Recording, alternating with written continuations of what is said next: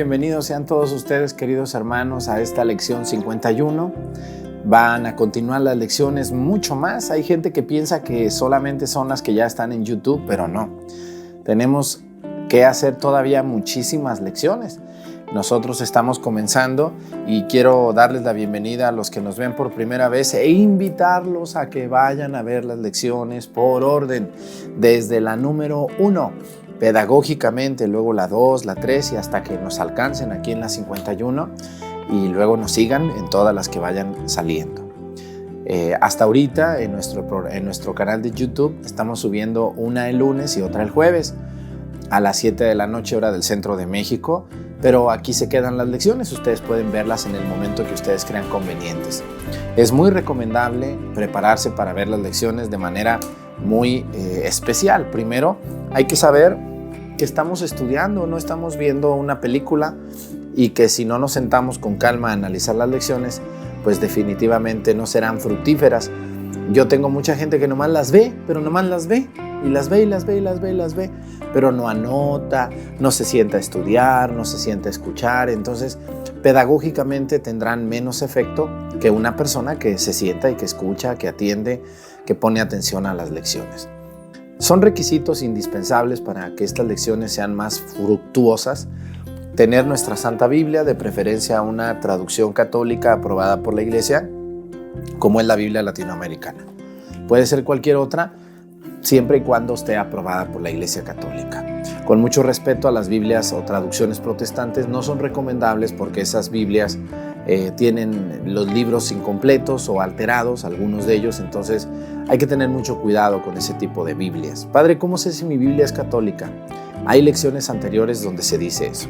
Mucho cuidado con esas preguntas porque ahí es donde me los cacho, que no van en orden y que no siguen lo que les estamos diciendo. Si pueden conseguir el libro del curso bíblico popular del Padre Agustín Petrocelli, así lo van a encontrar ustedes en una librería católica, Editorial Progreso, aquí está Editorial Progreso, autor Padre Agustín Petrocelli. Es muy importante conseguirlos, ojalá que lo puedan hacer, son 3 tomos, apenas vamos en el tomo 1, estamos en la página 67 del manual del Padre Agustín. Hay mucha gente que me escribe, ¿dónde los puedo conseguir, padre? En una librería católica. Si no los tienen, quizá ellos se los pueden conseguir. Porque luego me preguntan así como que en Aurrerá vayan a comprarlo. No lo van a encontrar, obviamente es una librería católica. Vamos a empezar nuestra lección 51, donde vamos a hablar sobre algunas aclaraciones sobre María como Madre de Dios y vamos a comenzar la veneración de la Virgen María como de los santos también. Entonces, bienvenidos.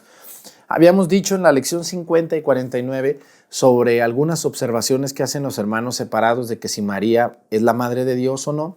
Ahí le respondimos ya que sí. También sobre la virginidad de perpetuo de María, no como un momento de virginidad, sino toda su vida. Y también respondimos a la pregunta de los hermanos de Jesús, que son hijos de María la de Cleofás, que era hermana de María, hermana de la Virgen María, que estaba casada con un hombre llamado Cleofás. Entonces, dándole respuesta a eso con citas bíblicas, vamos a hacer algunas aseveraciones muy importantes. Primero que nada, ¿cómo podemos saber que María no tuvo más hijos? Bueno, en la cita bíblica del Evangelio de San Mateo, donde aparece que Jesús llega, Mateo 13:55, cuando llega María a buscar a Jesús, su hijo, y dice que allá afuera están tu madre y tus hermanos, que no viven entre nosotros sus hermanos. Siempre se utiliza el término hermano, ya dijimos, la cultura judía utiliza el término hermano no para un parentesco sanguíneo, sino para un parentesco familiar, un sobrino, un primo, un amigo, un cercano. Ahí tenemos el ejemplo que ya vimos de Abraham y Lot. Abraham, cómo se refiere a Lot como su hermano, sin embargo es su sobrino. También como Tobit, en el libro de Tobías, se dirige al ángel Rafael como su hermano, cuando obviamente un ángel y un ser humano no pueden ser hermanos. Y ahora, igualmente en el Evangelio, sucede esta situación de los hermanos de Jesús. Y ojo, muy importante, en ningún lugar de la Biblia y sobre todo de los Evangelios se utiliza mencionar a María como la madre de los hermanos de Jesús. En ningún lugar Fíjense, cuando llega en esta parte de, vamos a leerla si quieren. Vamos al Evangelio de San Mateo. Búsquenme a San Mateo, por favor. Mateo, capítulo 13. Vamos al capítulo 13. Capítulo 13, versículo 55. Dice así, vuelvo a leer esta cita que es muy controversial, pero vamos a dejar claros algunas precisiones. Dice, no es este el hijo del carpintero, pero si su madre es María, y sus hermanos son Santiago y José y Simón y Judas. Sus hermanas también están entre nosotros, ¿no es cierto?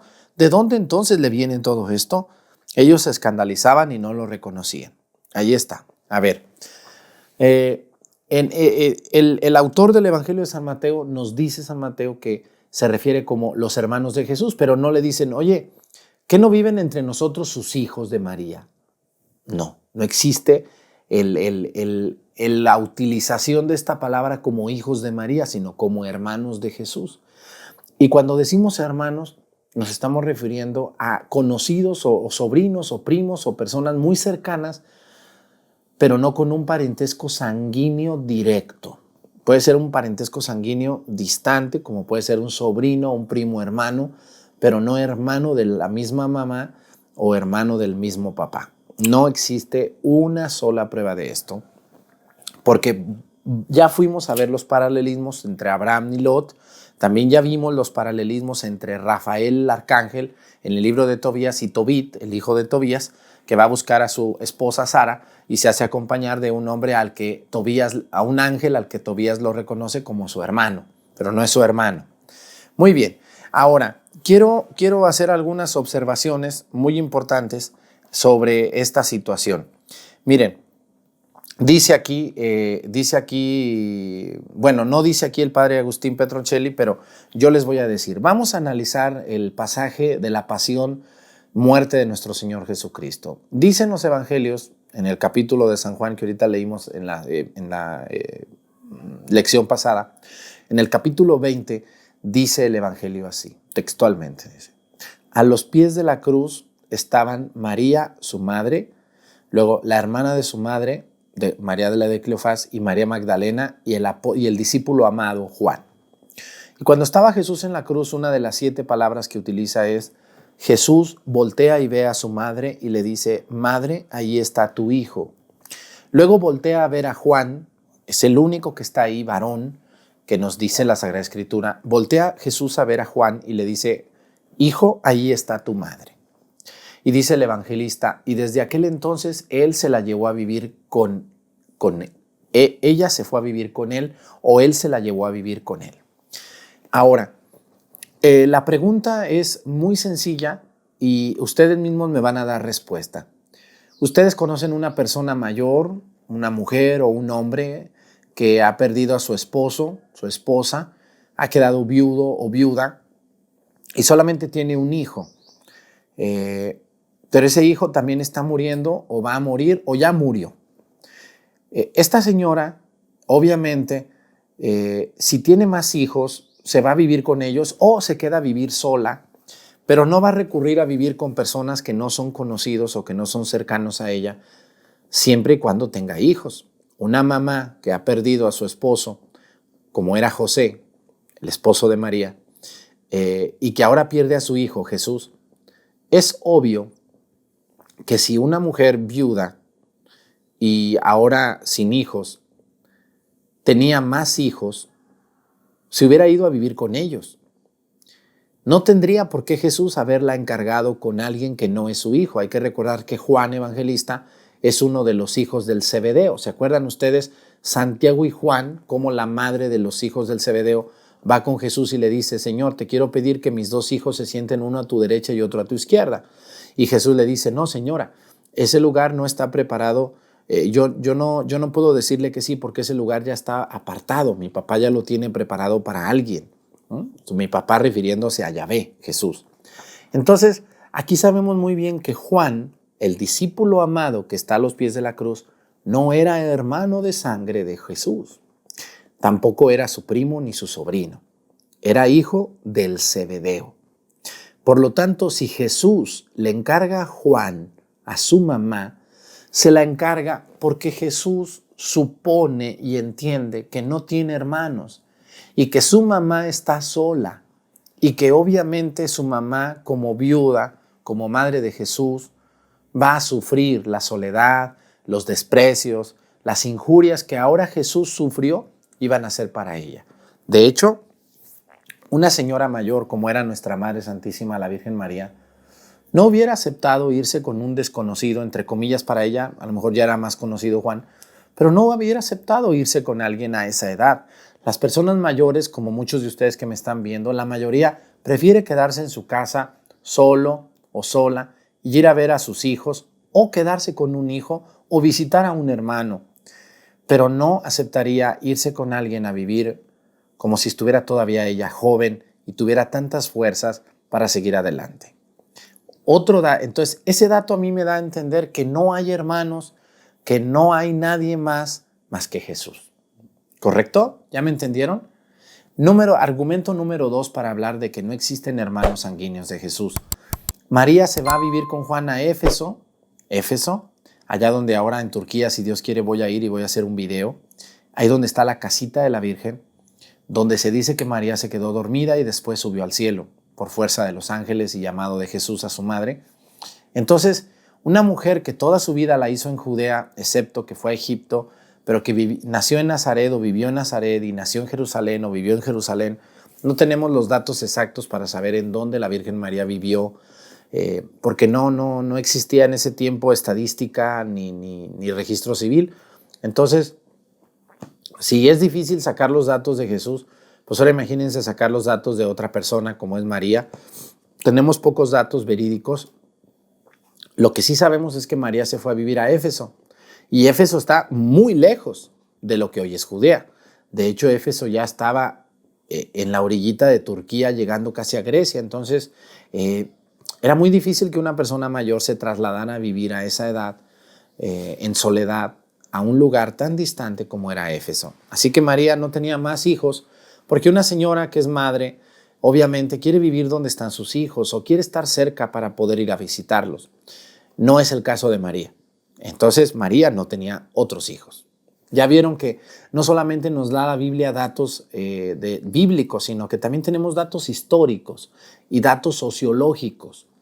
Y estos datos también deben de ser muy fuertes en el momento de pensar y reflexionar sobre estas tonterías que los hermanos separados piensan de nuestra madre, con mucho respeto para ellos, pero le faltan el respeto a nuestra madre y sobre todo la madre de Jesús. No se les olvide, hermanos separados, que un día se van a morir y que se van a encontrar con María y a ver qué cara ponen, sinvergüenzas, hocicones y habladores algunos de ellos. Mucho cuidado. Mejor no hablar porque no la vamos a encontrar. Y qué bonito va a ser encontrar a María y decir: Señora, madre mía, yo siempre te quise, siempre te busqué, siempre te amé, ¿no? Pero imagínense los que dijeron tanta porquería de Jesús, cuando se mueran y lleguen al purgatorio o a la entrada al cielo y encuentren ahí a María, ¿qué cara van a poner, hermanos? ¿Qué les va a pasar por la cabeza cuando digan: aquí está la señora de la que tanto yo dije tontería y media? Y Jesús le va a decir: mamá, ellos son los que hablaban de ti. Oye, mamá, esa señora que está ahí, que quiere entrar al cielo, es la que hablaba muchas cosas de ti, ¿verdad, mamá? ¿Cómo ves? ¿La dejamos entrar o no la dejamos entrar? Puede suceder, ¿no creen ustedes? Puede suceder, porque un hijo siempre va a recurrir a su mamá para preguntarle. Entonces imagínense la situación. Muy bien, vamos a ver qué nos dice el padre Agustín Petroncelli. Dice: los textos citados para quitar a María la dignidad y el culto que se le debe no tienen ningún fundamento.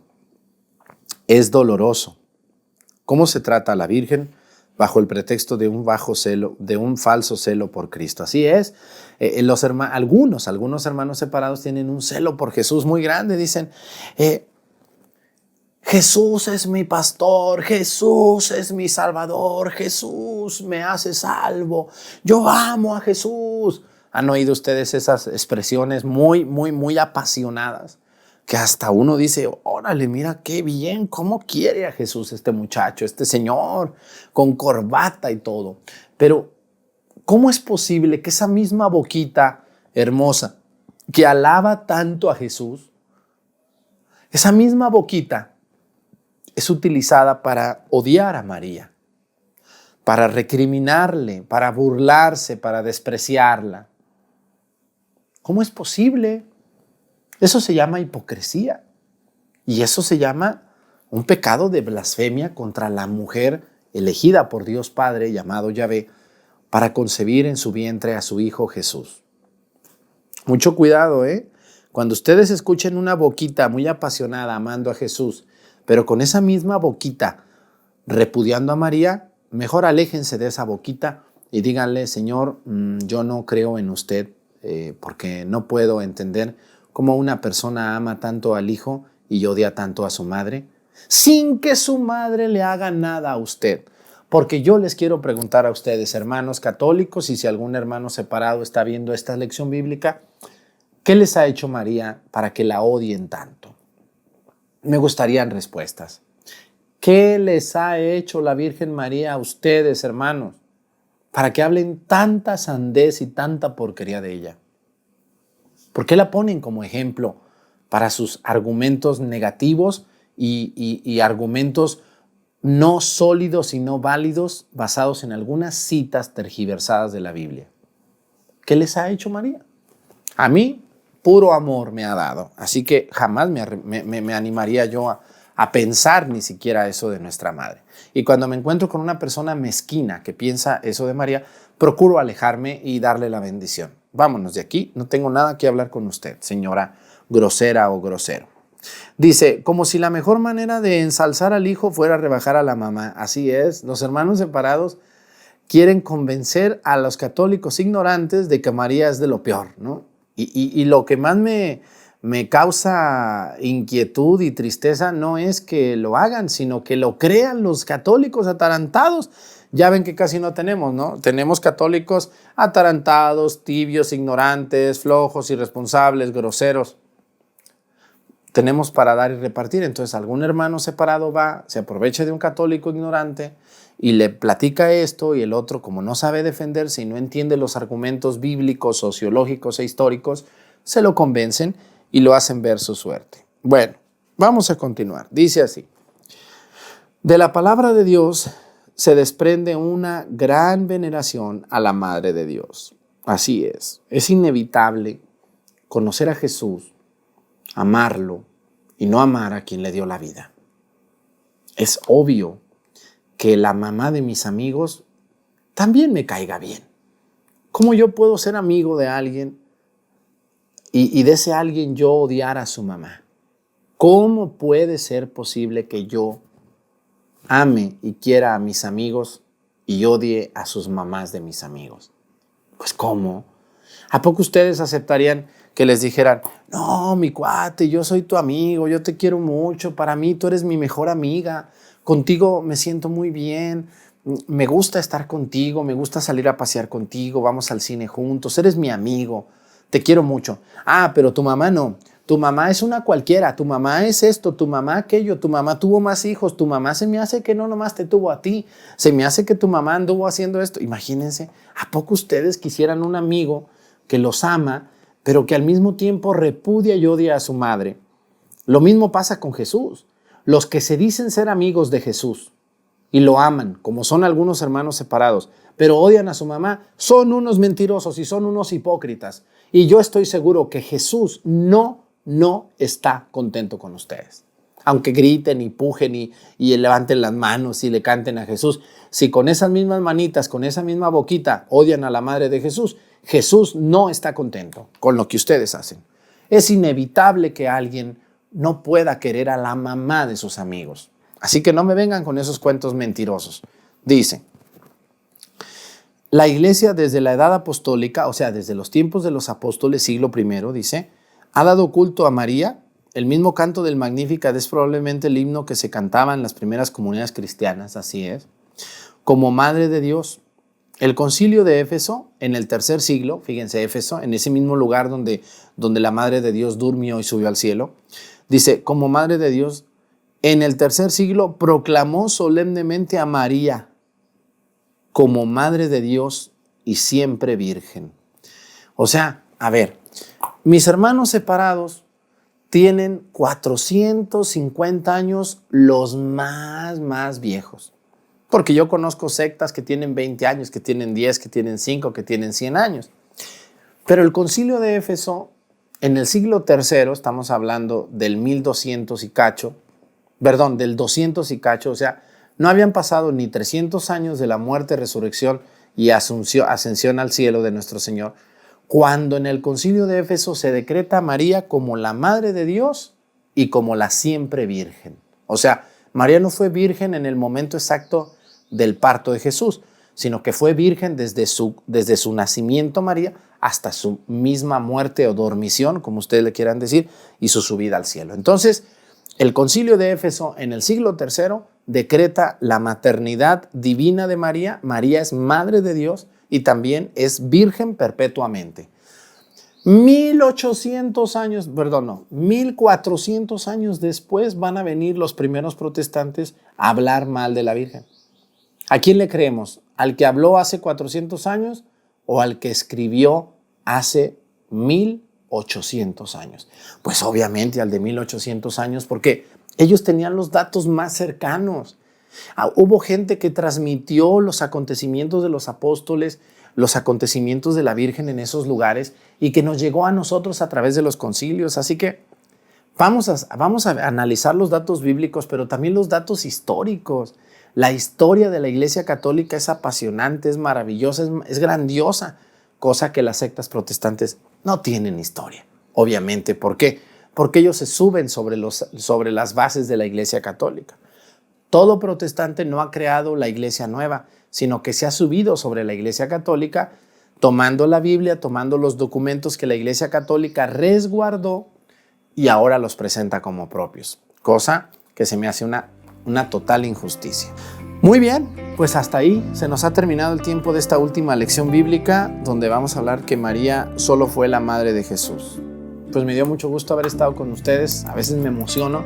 Algunos me dicen que no les eche malo a los protestantes. No les echo malo. Simplemente trato de ubicar la verdad donde debe de estar, con argumentos históricos, sociológicos y sobre todo bíblicos. La Biblia nos da muchísimos datos, pero también nos da principios para entender otros argumentos sociológicos del tiempo de Jesús.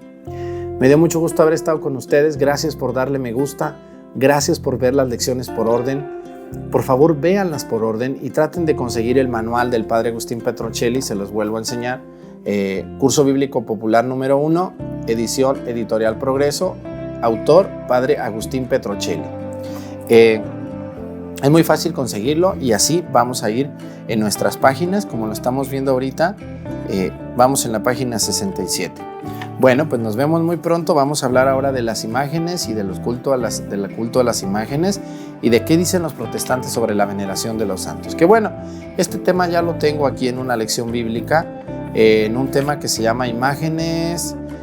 Este tema ya no lo voy a tocar porque ya está aquí en los cafés católicos. Hay uno que dice imágenes versus ídolos. Ahí les doy respuesta a esto. Entonces prepárense porque vamos a continuar con nuestra siguiente lección. ¿Por qué y para qué leer la Biblia? Buenísimo. ¿Por qué debo de leer la Biblia?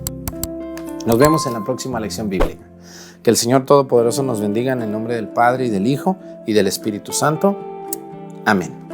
Muchísimas gracias por todos sus buenos comentarios. Y una disculpa por si a alguien lo ofendo o le causo extrañeza en su manera de pensar. Hasta la próxima.